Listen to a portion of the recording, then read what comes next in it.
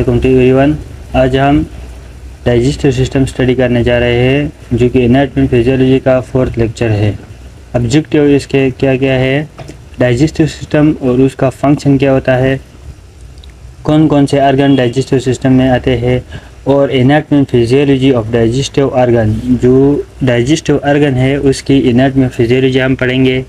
और accessory organ मतलब ऐसे ऑर्गन जो कि डाइजेशन में हेल्प करते हैं, वो ऑर्गन कौन कौन से हैं और फूड की डाइजेशन कैसे होती है, माउथ में, स्टमक में, स्मॉल इंटेस्टाइन में, लार्ज इंटेस्टाइन में। इसके अलावा और न्यूट्रिएंट्स का जो एब्जॉर्प्शन है वो कैसा होता है। Digestive system 2 groups of organ compose the digestive system. 2 organs के ग्रुप पर मुश्तमिल होता है डाइजेस्टिव सिस्टम। गैस्ट्रोइंटेस्टाइनल ट्रैक्ट या इसको हम एलिमेंट्री कैनल भी कहते हैं, और एसेसरी डाइजेस्टिव सिस्टम, जो कि एसेसरी हम उसको कहते हैं कि जो मददगार जो ऑर्गन होते हैं हमारे, जो कि फूड के डाइजेशन में हेल्प आउट करते हैं। पहले वाला आता है गैस्ट्रोइंटेस्टाइनल ट्रैक्ट या एलिमेंट्री कैनाल। ये एक कंटिन्यूस ट्यूब होता है जो कि हमारे माउथ से शुरू होकर एनस तक होता है, मतलब मुंह से शुरू होकर और एनस पर ख़त्म हो जाता है। और इसमें जो ऑर्गन इंक्लूड है माउथ है और पेरिंग्स का भी थोड़ा बहुत हिस्सा होता है। इसमें एसोफेगस होता है, इसमें स्टमक होता है, स्मॉल इंटेस्टाइन और लार्ज इंटेस्टाइन इसके ऑर्गन है। और इसकी जो लेंथ है वो 9 मीटर होती है और तकरीबन 30 फीट होती है। इसके अलावा जो एसेसरी ऑर्गन है डाइजेस्टिव सिस्टम के, मतलब ऐसे ऑर्गन जो कि हेल्प आउट करते हैं, मदद करते हैं डाइजेशन में, उसमें आता है teeth, tongue, salivary gland, liver, gall bladder और पेंक्रियास। हर एक का अपना अपना फंक्शन होता है जो कि हम डिस्कस करेंगे 1 बाय 1। पहले नंबर पर आता है टीथ। जो टीथ है ये कुल 32 होते हैं और इसका जो फंक्शन होता है कि जो लार्ज फूड पार्टिकल होता है उसकी ब्रेक डाउन करना। और जो टीथ है इसका नाम दिया है, जो पहले फ्रंट पर जो होते हैं उसको हम सेंट्रल इंसीजर टीथ कहते हैं। और दूसरे नंबर पर हमारे पास आता है लेटरल इंसीजर, जो कि मैं डायग्राम पर दिखा देता हूँ आप लोगों को। और उस पर थर्ड नंबर पर आता है कैनाइन टीथ।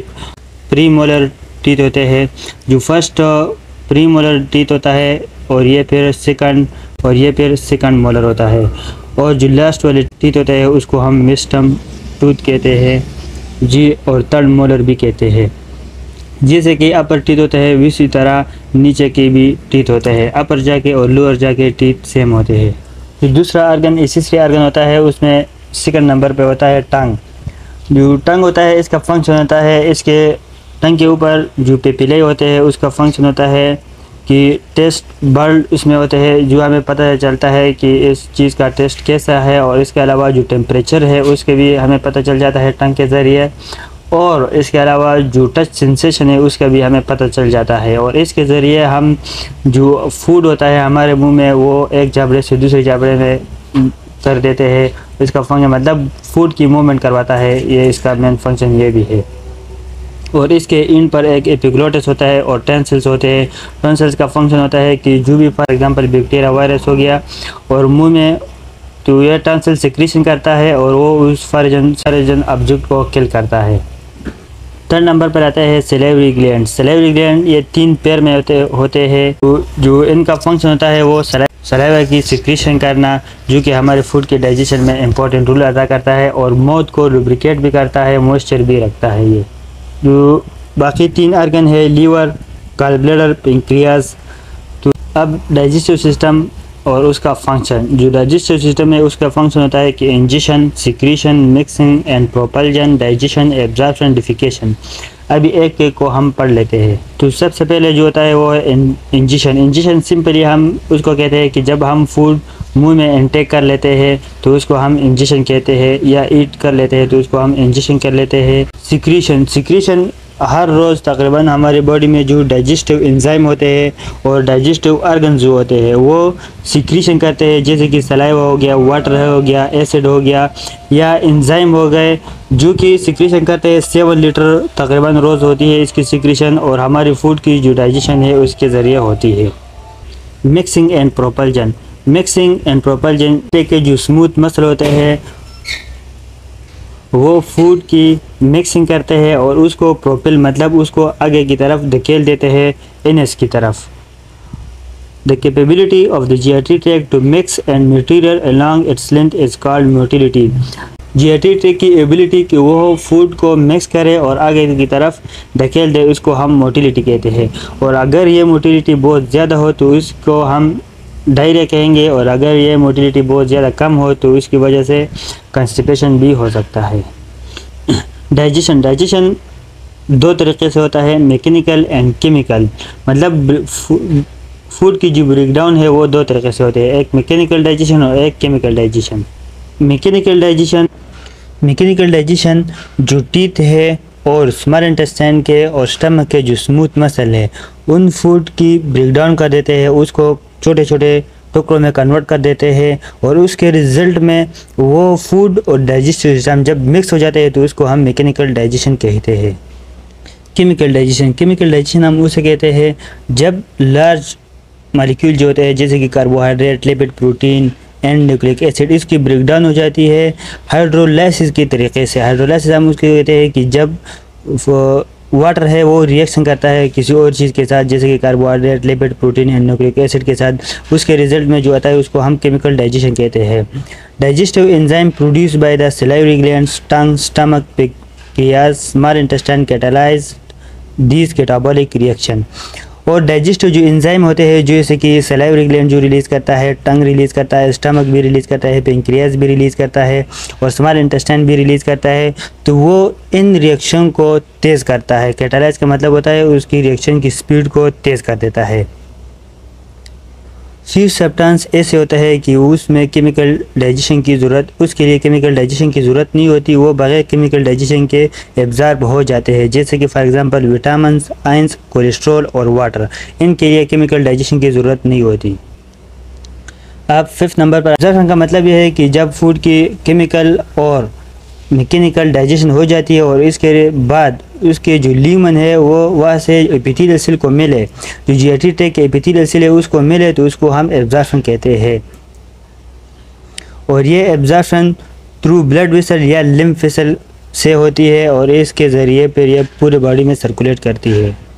6 नंबर पर डिफिकेशन जो वेस्ट प्रोडक्ट है या इनडाइजेस्टेबल फूड है, मतलब जो फूड डाइजेस्ट नहीं हुए या बैक्टीरिया है उसमें या कोई और ऐसे वगैरह वायरस, बैक्टीरिया या जो अनडाइजेस्टेड मटेरियल है वो हमारे जीआईटी ट्रैक्ट थ्रू इनस के ज़रिए हमारे बॉडी से निकल जाते हैं, तो उसको हम डिफिकेशन कहते हैं। और जो मटेरियल पास हुआ होता है तो उसको हम फीसिस का नाम देते हैं। जीआईटी ट्रैक्ट के लेयर लोअर एसोफेगस से लेकर इनस तक सेम 4 लेयर होते हैं, और 4 लेयर जो डीप से सुपरफिशियल होते हैं उसमें सबसे पहले आता है म्यूकोसा, सब म्यूकोसा, मस्कुलरिस एंड सीरोसा। ये 4 लेयर होते हैं जीआईटी ट्रैक्ट के। दो पहले वाला जो होता है म्यूकोसा ये इनर लेयर होती है जीआईटी ट्रैक्ट के। म्यूकोसा इसके फर्दर 3 लेयर होते हैं। फर्स्ट नंबर पर आता है एपिथेलियम और सेकंड नंबर पर आता है कनेक्टिव टिश्यू, इसको हम लेमिना पर प्रोपीरिया भी कहते हैं, और 3rd नंबर पर 3 लेयर जो होता है उसको स्मूथ मसल या मस्कुलरिस म्यूकोसा भी कहते हैं। जो सेकंड लेयर होता है सब म्यूकोसा, तो ये एल्यूलर कनेक्टिव टिश्यू पर मुश्तमिल होता है जो कि म्यूकोसा को मस्कुलरिस लेयर से मिलाता है, और इसमें बहुत ज़्यादा ब्लड वेसल और लिम्फेटिक वेसल होता है जो कि फूड को मॉलिक्यूल है उसको एब्जॉर्ब करता है, मतलब ये blood vessel, rich blood vessel इसमें होते हैं। और जो मस्कुलरिस लेयर होता है ये हमारे माउथ में, पेरिंग्स में और एसोफेगस के मिडल और सुपीरियर पार्ट में होता है, जो कि वॉलंटरी मूवमेंट करता है हमारे मसल के। जीआईटी ट्रैक्ट का वो लेयर जो कि एब्डोमिनल पेल्विक कैविटी जो होती है उसके साथ अटैच होता है, तो उसको हम सीरोसा लेयर कहते हैं। अब एक्सेसरी ऑर्गन का क्या फंक्शन होता है हमारे डाइजेशन में, जो सबसे पहले आता है टीथ जो है ये कट करता है और तोड़ फोड़ कर लेता है जो सॉलिड फ्लूइड है उसको लिक्विड फ्लूइड में। टंग का फंक्शन होता है कि हमारे माउथ में जो फूड होता है उसकी साइड टू साइड मूवमेंट करवाना और मेस्टिकेशन में हेल्प आउट करना। चिक्स और लिप्स का फंक्शन ये होता है कि वो हमारा जो फूड है उसको टीथ के दरमियान रखना, और सलाइवरी ग्लैंड का फंक्शन ये होता है कि जो वो सलाइवा सीक्रेट करता है माउथ में और पेरिंग्स में, और उसकी वजह से जो माउथ है और पेरिंग्स है वो लुब्रिकेटेड रहता है, और जो फूड है उसकी वजह से सॉफ्टन हो जाता है, मतलब नरम हो जाता है, और फिर आसानी से हमारे जो एसोफेगस है उसके ज़रिए स्टमक में जा सकता है। पेंक्रियाज का फंक्शन होता है कि ये पेंक्रियाटिक जूस रिलीज़ करता है ड्यूडेनम में पेंक्रियाटिक डक्ट के ज़रिए। लीवर का फंक्शन होता है कि ये बाइल रिलीज़ करता है, और जिसका फंक्शन होता है कि लिपिड का एब्जॉर्प्शन में इम्पोर्टेंट रोल अदा करता है। इम्यूलिसिफिकेशन का मतलब ये होता है कि the process of breaking down the fat into smaller blood cells which make it easy for enzyme to function and digest food. मतलब ये वो प्रोसेस होता है जिसमें फैट जो होता है उसकी ब्रेकडाउन होती है स्मॉलर ब्लड वेसल में, और जो कि फिर आसानी हो जाती है फूड की डाइजेशन में और एंजाइम को अपना फंक्शन करने में। गल ब्लैडर का फंक्शन होता है कि बाइल को स्टोर करना और उसको ड्यूडेनम में रिलीज़ करना बाइल डक्ट के ज़रिए। और जो बाइल का जो कलर होता है ये ग्रीनिश येलो फ्लूइड होता है, और इसका दो फंक्शन होते हैं कि जो वेस्ट है उसको लेकर जाना और डाइजेशन के दरमियान डाइजेशन के वक्त फैट्स की ब्रेकडाउन करना। माउथ, इसको हम बकल कैविटी भी कहते हैं, जो कि चिक्स, हार्ड और सॉफ्ट पैलेट और टंग पर मुश्तमिल होता है। ये आप देख सकते हैं anatomy of the oral cavity, इसको हम बकल कैविटी भी कहते हैं, ओरल कैविटी भी कहते हैं। ये इसके अंदर एक टंग होता है, टीथ होते हैं 32, और वल्ब भी होता है, टॉन्सिल्स भी होते हैं, जो कि फंक्शन इसका माइक्रो ऑर्गेनिज्म को किल एंड डिस्ट्रॉय करना। सॉफ्ट प्लेट भी होता है, हार्ड प्लेट भी होता है, जैसे कि आप ये देख सकते हैं, और लिप्स भी होते हैं। ये सारे पार्ट्स होते हैं ओरल कैविटी के। स्टमक के 4 पार्ट्स होते हैं, कार्डिया, फंडस, बॉडी और पाइलोरस। जो कार्डिया है जो कि superior opening of the stomach होता है उसको हम कार्डिया कहते हैं, और जो फंडस है जो जे शेप होता है उसको हम फंडस कहते हैं, और फंडस के नीचे जो सेंट्रल पार्ट होता है उसको हम बॉडी कहते हैं, और जो पार्ट स्टमक का जो पार्ट ड्यूडेनम के साथ अटैच होता है तो उसको हम पाइलोरस कहते हैं। जो एसोफेगस और स्टमक के दरमियान जो जंक्शन होता है उसको हम कार्डियक जंक्शन या कार्डियक स्पिंटर कहते हैं, और जो ड्यूडेनम और स्टमक के दरमियान जो जंक्शन होता है या जो स्पिंटर होता है उसको हम पाइलोरिक स्पिंटर कहते हैं। स्टमक का जो फंक्शन होता है कि फूड और सलाइवा और गैस्ट्रिक जूस उनको मिक्स करना और उससे काइम बनाना। काइम जो डाइजेस्टिव फूड होता है उससे जो रह जाता है उसको हम काइम कहते हैं, और ये एक रिजर्वायर काम भी करता है फूड के लिए, मतलब थोड़ी देर के लिए फूड को स्टोर भी करता है। और ये डिपेंड करता है फूड पर कि बंदे ने क्या चीज़ खाया है। जितना भी सॉफ्ट फूड खाता है तो वो जल्दी डाइजेस्ट होता है, और जो लोग ज़्यादा हार्ड फूड खाते हैं तो उसकी जो डाइजेशन है वो ज़्यादा टाइम लेते हैं फिर, और स्टमक में उसका टाइम बहुत ज़्यादा लगता है। इसके अलावा स्टमक में गैस्ट्रिक जूस भी रिलीज़ होता है, जैसे कि HCl। उसका फंक्शन होता है कि बैक्टीरिया को किल करना, और पेप्सिन भी इसमें रिलीज़ होता है जो कि एक इंट्रिंसिक फैक्टर होता है विटामिन B12 के लिए, उसकी डाइजेशन के लिए, उसकी एब्जॉर्प्शन के लिए। विटामिन B12 के लिए इंट्रिंसिक फैक्टर लाजमी होता है जो कि स्टमक रिलीज़ करता है, और उसको हम पेप्सिन कहते हैं। और ये गैस्ट्रिन भी रिलीज़ करता है ब्लड में, जिसका फंक्शन होता है जो गैस्ट्रिक म्यूकोजा होता है उसकी ग्रोथ करना, और जो गैस्ट्रिक की मोटिलिटी है उसको इन्हांस करना, मतलब तेज़ करना, और HCl की सिक्रीशन को ज़्यादा करना डाइजेशन के लिए। स्मॉल इंटेस्टाइन हम उनको 3 पार्ट्स में 3 रीजन में डिवाइड करते हैं। एक ड्यूडेनम जो कि शॉर्टेस्ट रीजन होता है, और ये पाइलोरिक स्पिंटर से स्टार्ट होकर 25 सेंटीमीटर लॉन्ग होता है। जीजिनम भी 25 सेंटीमीटर लॉन्ग होता है। जो ड्यूडेनम है वो स्टमक से स्टार्ट होकर जीजिनम पर ख़त्म हो जाता है। और फंक्शन सेगमेंटेशन ये एक प्रोसेस होता है जिसमें डाइजेस्टिव जूसेस और जो फूड है वो मिक्स अप हो जाते हैं, और फिर उसकी एब्जॉर्प्शन हो जाती है, और पेरिस्टालिसिस फिर मूवमेंट जो है वो ज़्यादा हो जाती है स्मॉल इंटेस्टाइन में। और यहाँ पर न्यूक्लिक एसिड की डाइजेशन यहाँ पर कंप्लीट हो जाती है, और कार्बोहाइड्रेट, प्रोटीन और लिपिड की डाइजेशन स्टार्ट हो जाती है। 90% जो न्यूट्रिएंट्स है वो स्मॉल इंटेस्टाइन से एब्जॉर्ब होते हैं।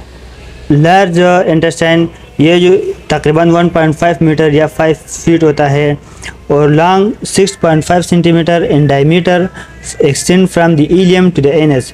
जो इसका जो डायमीटर है वो 6.5 सेंटीमीटर होता है जो कि इलियम से स्टार्ट होकर एनस पर ख़त्म हो जाता है और ये पोस्टीरियर एब्डोमेन के साथ अटैच होता है मेसोकोलन के ज़रिए जो कि डबल लेयर होता है पेरिटोनियम का। स्ट्रक्चर के लिहाज से लार्ज इंटेस्टाइन के 4 पार्ट्स होते हैं, caecum, colon, rectum and anal canal. इसका जो फंक्शन होता है हास्टल चर्निंग, जो स्टमक की जो मूवमेंट होती है उसको हम हास्टल चर्निंग कहते हैं। पेरिस्टालिसिस ये एक वेव फॉर्म बनाती है जो फूड जो है हमारे इंटेस्टाइन से स्टमक से इंटेस्टाइन तक जाते हैं। स्मॉल इंटेस्टाइन में बैक्टीरिया होते हैं जिसको हम नॉर्मल फ्लोरा कहते हैं, वो लार्ज इंटेस्टाइन में प्रोटीन्स को अमीनो एसिड में कन्वर्ट कर देता है और अमीनो एसिड की ब्रेकडाउन करता है और उसके रिजल्ट में विटामिन बी और विटामिन के प्रोड्यूस होता है। और लार्ज इंटेस्टाइन में वाटर की और विटामिन की एब्जॉर्प्शन होती है और फीसिस भी यहाँ पर बनती है। और डिफिकेटिंग मतलब जब जो फीसिस होते हैं वो हमारे बॉडी से बाहर निकलते हैं रेक्टम के ज़रिए, तो इसको हम डिफिकेशन कहते हैं। Absorption of nutrients in the digestive system, जब जो डाइजेस्टेड फूड है गैस्ट्रोइंटेस्टाइनल ट्रैक्ट से हमारे ब्लड और लिम्फ वेसल्स को मिलते हैं तो उसको हम एब्जॉर्प्शन कहते हैं। एब्जॉर्प्शन ऑफ मटेरियल आकर वाया डिफ्यूजन, ये जो प्रोसेस है डिफ्यूजन के ज़रिए होता है, फैसिलिटेटेड डिफ्यूजन भी के ज़रिए भी होता है और एक्टिव डिफ्यूजन ट्रांसपोर्ट के ज़रिए भी होता है। 90% जो एब्जॉर्प्शन है वो स्मॉल इंटेस्टाइन में होती है और 10% स्टमक और लार्ज इंटेस्टाइन में होती है। जिन चीज़ों की डाइजेस्टिव ट्रैक में एब्जॉर्प्शन होती है उसमें पहले नंबर पर आता है monosaccharide, amino acid, lipid, electrolyte, vitamins, water and alcohol जो कि डिफरेंट फंक्शन करता है बॉडी में।